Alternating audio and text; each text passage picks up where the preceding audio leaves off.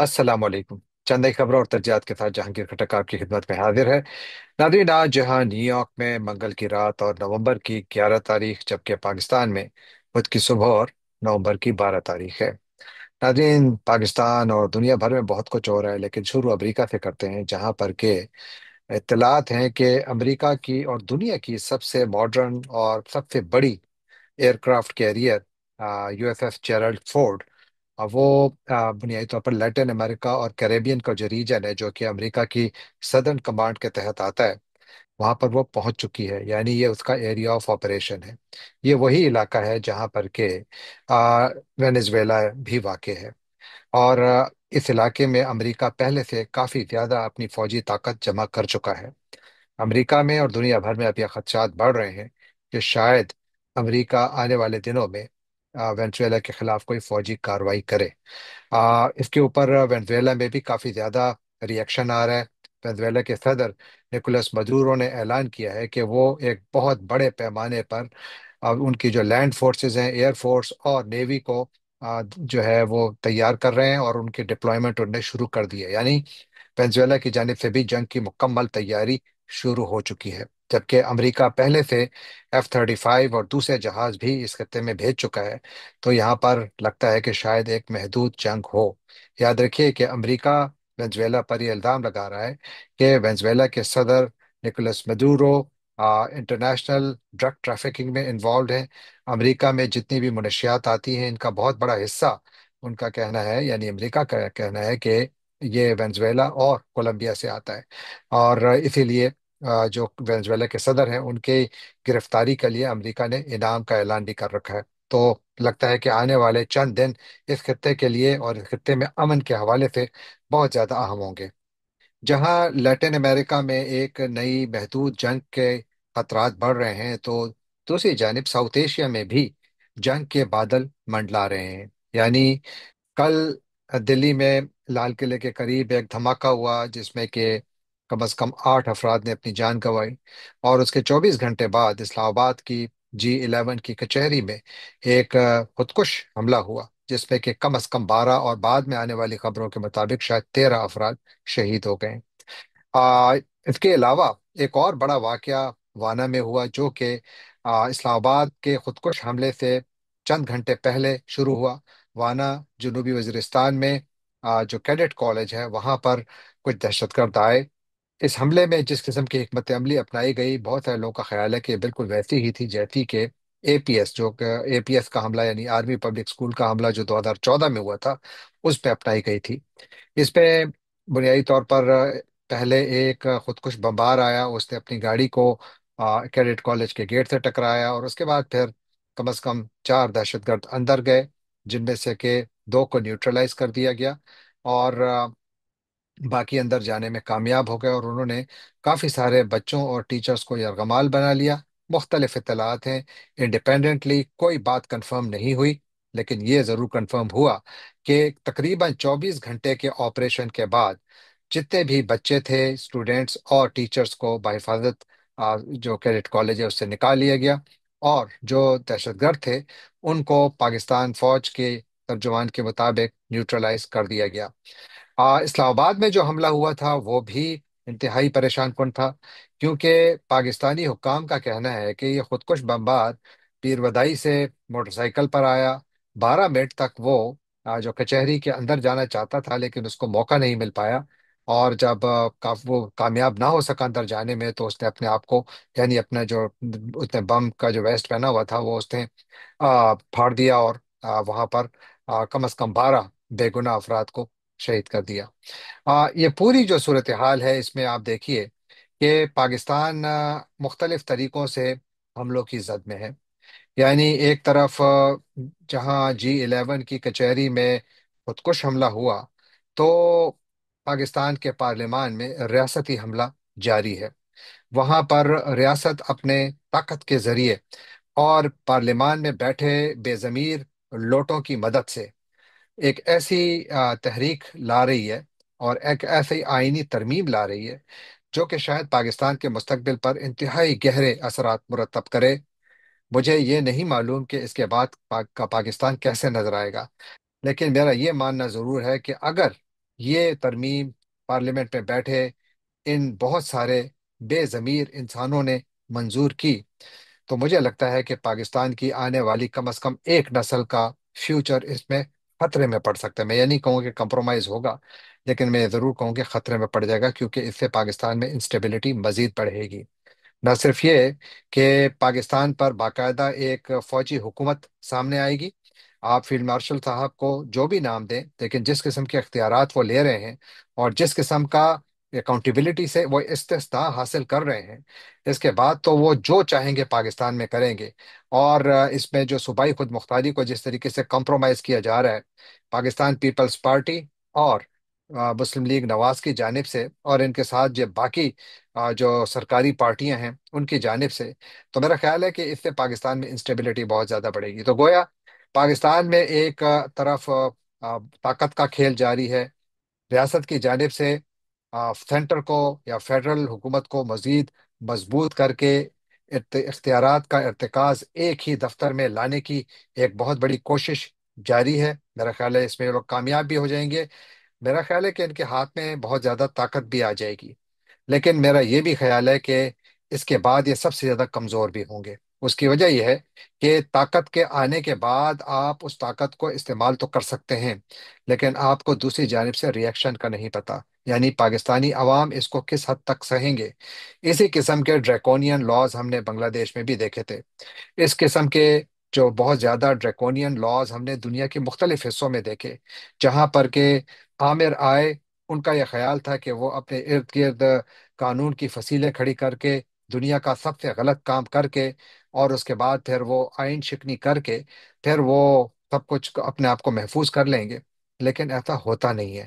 تاریخ یہ بتاتی ہے کہ ایسے لوگوں کا انجام بھی بہت برا ہوتا ہے، لیکن ان کا انجام برا ہو یا اچھا ہو، قوم کا انجام بہت برا ہوتا ہے، ملک جو ہے وہ برباد ہو جاتے ہیں۔ تو پاکستان کو ایک ایسی تباہی اور بربادی کے راستے پر بالکل یعنی دانستہ طور پر لے جایا جا رہا ہے، جو کہ یعنی دنیا کے کسی اور ملک میں ہوتا تو شاید ہزاروں اور لاکھوں لوگ سڑکوں پر ہوتے، کیونکہ یہ جنگ ان کے حقوق کی جنگ ہے اور وہ اپنے حق کے لیے کھڑے ہوتے۔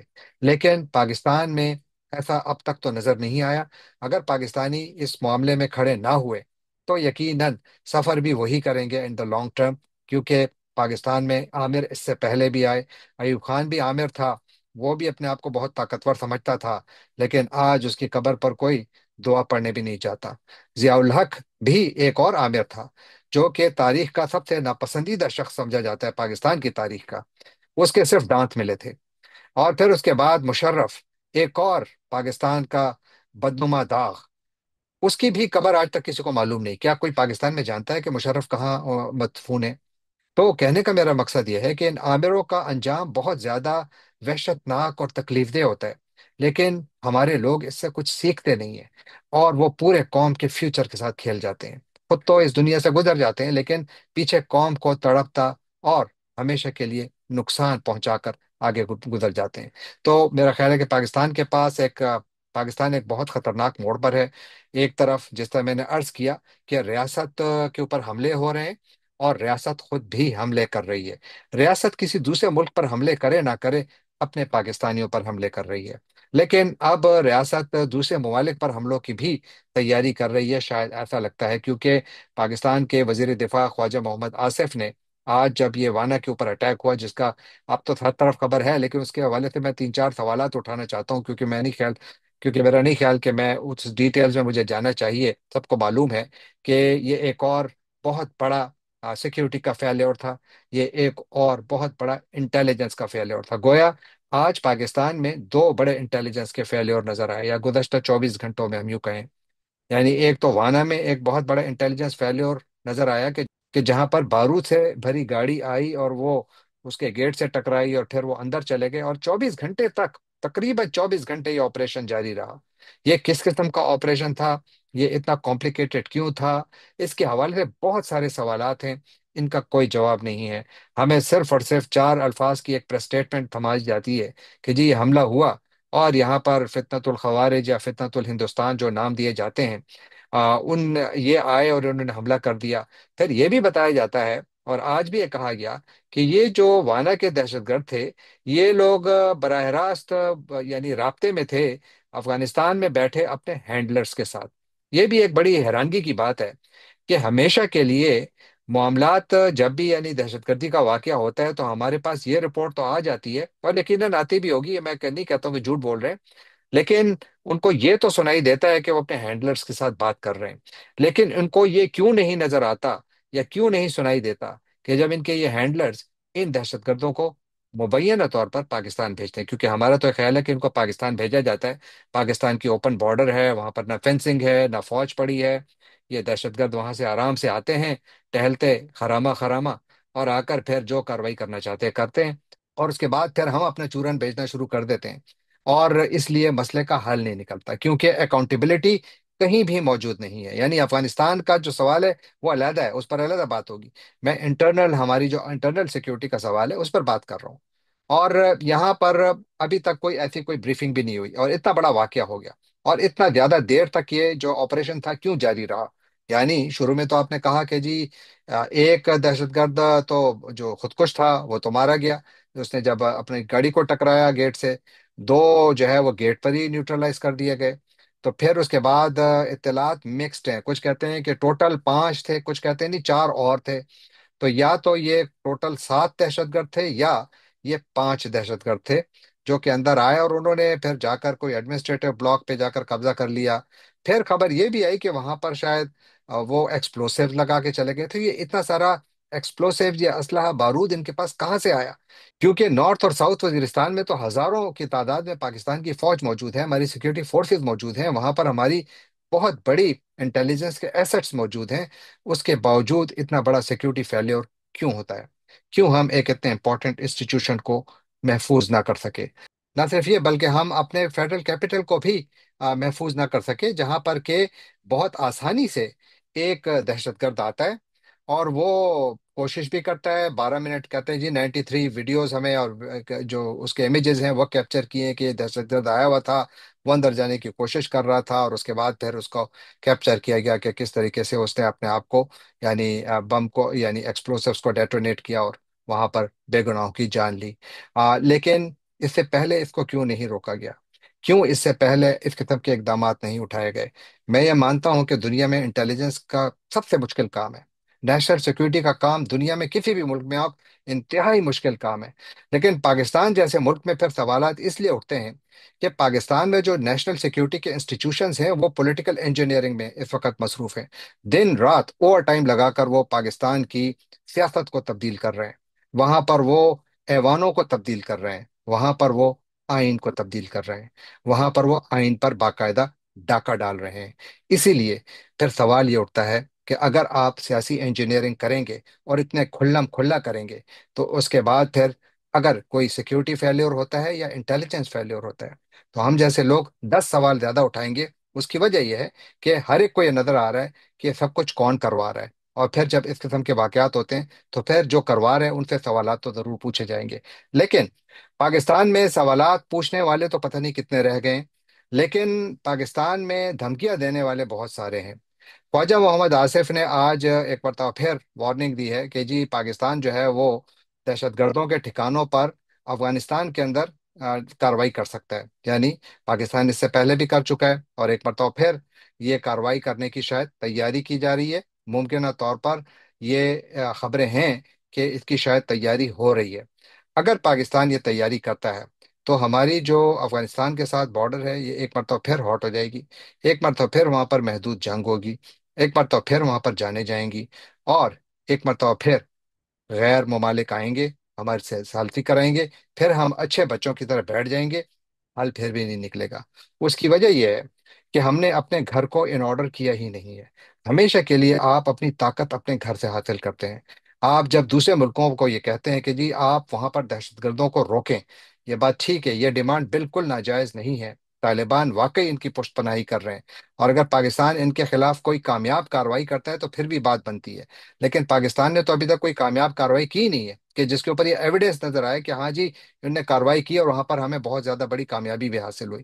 ابھی تک تو جو بھی آیا وہ تو چھوٹے بچے بیچ میں مارے گئے، ان کی جانیں گئی بیچ میں۔ تو جو اس وقت خواجہ آصف کی جانب سے نئی وارننگ دی گئی ہے، طالبان حکومت کا ابھی تک جواب نہیں آیا، لیکن دو ٹرینڈز مجھے نظر آ رہے ہیں، میرے خیال میں کافی زیادہ خطرناک ہیں۔ پاکستان کو اس سے احتراز کرنا چاہیے، اس سے دور رہنا چاہیے۔ ایک تو یہ کہ جب سے امیر خان متقی نے بھارت کا دورہ کیا ہے، تو اس کے بعد پاکستان میں جو کچھ بھی ہوتا ہے تو ہم اس کو فوراً جوڑتے ہیں کہ جی افغان طالبان بھارت سے ملے ہوئے، اور اس کا کوئی ایویڈنس نہیں ہے۔ یعنی اگر ان کی آپس میں ملاقات ہو گئی ہے تو یہ کوئی ایویڈنس نہیں ہے کہ وہ آپس میں کوئی بہت بڑی شراکت داری کر رہے ہیں۔ لیکن ہم فوراً اس کو اس سے جوڑ دیتے ہیں، تو اگر ہم کوئی گڈ ول کریٹ کرنا بھی چاہتے ہیں تو وہ سارے چانسز ختم ہو گئے۔ اور دوسری جانب جو طالبان ہیں، ان کا آپ دیکھیے کہ وہ اپنا جو اب تک پالیسی اپنائے ہوئے ہیں، تو وہ کوشش کر رہے ہیں کہ اسے اپنے آپ کو دور رکھیں، یعنی پاکستان اور بھارت کے تنازع سے وہ اپنے آپ کو دور رکھنا چاہتے ہیں۔ ہم ان کو کھینچ کے اندر لا رہے ہیں، which is not a prudent policy. جو پاکستان اور افغان طالبان کے درمیان مسائل ہیں، ان کو پاکستان اور افغان طالبان کی حد تک ہی محدود رکھا جانا چاہیے، بھارت کو اس میں نہیں کھینچا جانا چاہیے، انٹل اینڈ انلیس پاکستان کے پاس ایک بہت اسٹرانگ ایویڈنس ہو کہ ہاں یہ ایویڈنس ہے جس کی بنیاد پر ہم بات کر رہے ہیں۔ لیکن وہ بھی آپ کو پہلے طالبان کو پیش کرنا چاہیے کہ یہ ہمارے پاس ایویڈنس ہے، اور اس کے بعد یہاں پر یقیناً مسائل بہت زیادہ سیریس ہوں گے۔ تو اس لیے پاکستان جس ڈائریکشن میں جا رہا ہے یہ ٹھیک نہیں ہے۔ اور ساتھ جب اسلام آباد میں دھماکہ ہوا تو ابھی تو میرا خیال ہے کہ ہمارے انٹیریئر منسٹر صاحب اور باقی لوگ اس کی انویسٹیگیشن کر رہے تھے، اور محسن نقوی صاحب زیادہ محتاط بھی تھے۔ انہوں نے کسی ملک کا نام نہیں لیا، لیکن انڈیا کا تھوڑا ہلکا پھلکا نام لیا، لیکن بلیم نہیں کیا۔ لیکن جو ہمارے پرائم منسٹر صاحب ہیں، وہ فوراً انہوں نے جمپ لگائی اور سیدھا کہا جی کہ انڈیا بیچ میں اس میں انوالوڈ ہے۔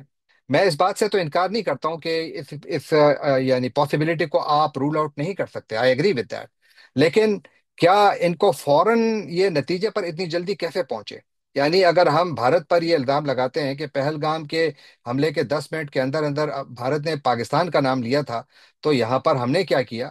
شہباز شریف صاحب نے فوراً بھارت کا نام لے لیا، اور پھر اس کے بعد پھر بھارت کا جواب بھی آیا۔ ان کے جو وزارت خارجہ کے ترجمان ہیں رندھیر جیسوال، انہوں نے کہا کہ وزیر اعظم شہباز شریف کا جو یہ الزام ہے یہ غلط ہے، اور یہ کہ یہ جھوٹا بیانیہ جو ہے یہ بنیادی طور پر پاکستان کی جانب سے اس لیے کیا جا رہا ہے کیونکہ وہاں پر فوج سے متاثرہ آئینی ترمیم اور اقتدار پر قبضے سے لوگوں کی توجہ کو ہٹایا جا سکے، یہ بھارت کہہ رہا ہے۔ کیونکہ پاکستان نے میرا خیال ہے ریئیکشن میں کچھ زیادہ جلدی کر دی شہباز شریف صاحب نے۔